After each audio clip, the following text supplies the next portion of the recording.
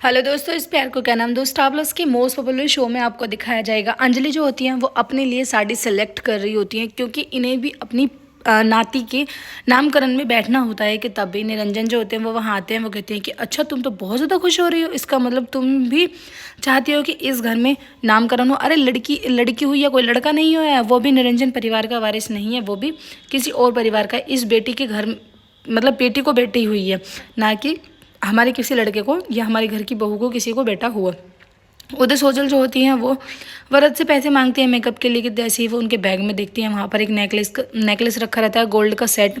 वो उसे देखते ही कहती हैं कि अरे वाह वरद, आप तो बड़े छुपे रुस्तम निकले, गोल्ड की ज्वेलरी मुझे गिफ्ट करने वाले थे, अरे पहले से ही बता देते। वरद जो होते हैं वो बेचारे फंस जाते हैं। उधर आप देखेंगे सभी जो होते हैं वो तैयारी कर रहे होते हैं। अंजलि जो होती हैं वो साड़ी पहन के नीचे आ जाती हैं और आके सभी के आगे हाथ जोड़ने लगती हैं। जो भी रिश्तेदार वहाँ पर आ रहे होते हैं, आस्था के आई बाबा और अज्जू जो है वो भी टाइम से पहुँच जाते हैं, जहाँ पर वो ज्योति को देखकर बहुत ज़्यादा खुश होते हैं। किसी को ये नहीं पता होता है कि अब आने वाले टाइम में इन सब के साथ क्या होने वाला होता है। आस्था जो होती है वो सभी से मिलती हैं और कहती हैं कि अज्जू देखना, हमारी गुड़िया बहुत सुंदर है, और वो बिल्कुल मुझ पर ही गई है। अंजलि जो होती हैं वो भी कलंदी को गले लगाती हैं, क्योंकि उन्हें पता चल जाता है कि उनकी मुसीबत में बेटी का साथ उन्होंने ही दिया था। आस्था लोग जो होते हैं वो भी आपस में बहुत ज़्यादा खुश होते हैं। सभी जो होते हैं वो गिफ्ट्स वगैरह देने लगते हैं।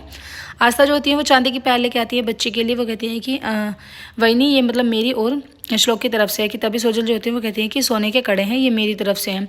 अंजलि जो होती हैं वो भी कुछ गिफ्ट देती हैं। वो कहती हैं कि तुम्हारे बाबा की तरफ से है। बेचारी बहुत ज़्यादा मासूम से खड़ी रहती हैं, कुछ भी समझ नहीं आ रहा होता है कि आखिर वो उन करे तो करे क्या। तभी बच्ची का नाम रखने की रस्म होती है। सभी जो होते हैं वो अलग अलग नाम बताते हैं। कोई परी बताता है, कोई अन्य बताता है, कोई काव्य बताता है। सभी जो होते हैं वो अलग अलग नाम बताते हैं, लेकिन नाम वही रखा जाएगा जो अंजलि बताएंगी। क्योंकि अंजलि जो होती हैं वो आस्था से कान में नाम बता देती हैं, और आस्था जो होती है वो चिट लगा रही होती है। कि तभी वहाँ पर अभय आ जाते हैं। अभय जो होते हैं वो कहते हैं कि ये अग्निहोत्री नहीं है, ये मतलब अपना नाम लेके बताते हैं। कहते हैं कि ये मेरी बेटी है, इसलिए इसका नाम मेरे नाम पर ही होना चाहिए।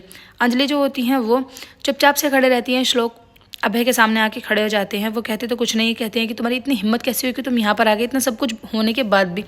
लेकिन अभय इतने चालाक होते हैं कि आगे ही रोने लगते हैं, तुरंत से और पैरों में पड़ जाते हैं। कहते हैं कि श्लोक बाबू जी प्लीज़ मुझे माफ़ कर दो, मुझसे बहुत बड़ी गलती हो गई। मुझे नहीं समझ में आया था कि बेटा और बेटी दोनों बराबर होते हैं। मैंने ज्योति के ऊपर हाथ उठाया, लेकिन इस चीज़ के लिए मैं तुमसे क्षमा चाहता हूँ। मैं बहुत ज़्यादा बदल गया हूँ, और ये सारी गलती मेरी नहीं है, ये गलती किसी और की है।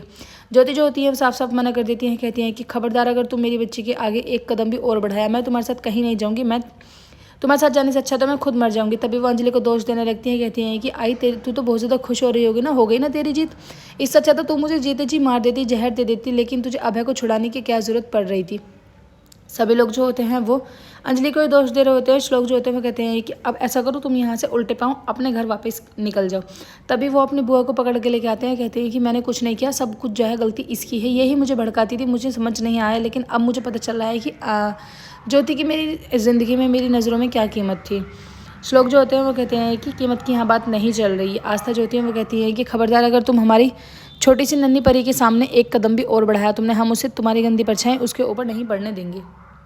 बाबा जो होते हैं ये सब देख रहे होते हैं। उन्हें लगता है कि अगर अब यहाँ से अभय वापस चले गए तो ज्योति जो है वो हमेशा के लिए यहीं पर रह जाएगी, और उन्हें ये बिल्कुल भी गवारा नहीं होगा कि ज्योति जो है यहाँ पर रहे, क्योंकि लड़कियों का अपने ससुराल में रहना ही शोभा देता है। बेचारी अंजलि क्या करें, वो तो चुपचाप से खड़ी रहती है। आस्था पूरे जोड़ लगाती हैं, वो श्लोक को समझाती हैं। कहती हैं कि श्लोक, हम किसी भी कीमत पर ताई को यहाँ से नहीं जाने देंगे। कि तभी निरंजन जो होते हैं वो नीचे आ जाते हैं। कहते हैं कि अभय से तुम्हारी गलती तो बहुत बड़ी है, लेकिन फिर भी हम चाहते हैं कि तुम्हें एक मौका दिया जाए, एक मौके के लिए तुम्हारे बारे में सोचा जाएगा। लेकिन श्लोक इस बात से बिल्कुल खिलाफ हो जाते हैं। वो कहते हैं कि बाबा तुम मौका देने की बात कर रहे हो।